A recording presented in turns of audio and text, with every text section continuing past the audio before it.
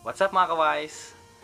Isa ka ba sa mga nawalan ng trabaho dahil sa pandemyang to? At nag-iisip ka na magtayo ng isang maliit na negosyo? Salamat at napindot mo ang video na to. Hindi man ito ang pinapangarap mong negosyo, baka sakali makatulong to at magustuhan mo, malay mo, makapagtayo ka rin ng maliit na negosyong vulcanizing shop. Pero bago ang lahat, kung ngayon ka palang napadpad sa channel ko, baka pwede nang makahingi ng konting pabor dyan.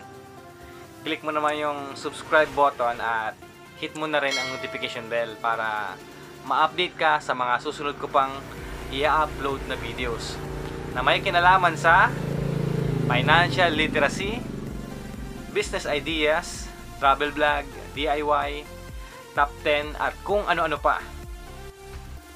Madami na ako nasabi, kaya uumpisan ko na ang episode 2 kung saan ang mga kagamitan na dapat mong bilihin para makapag-umpisa ka na ng maliit na vulcanizing shop.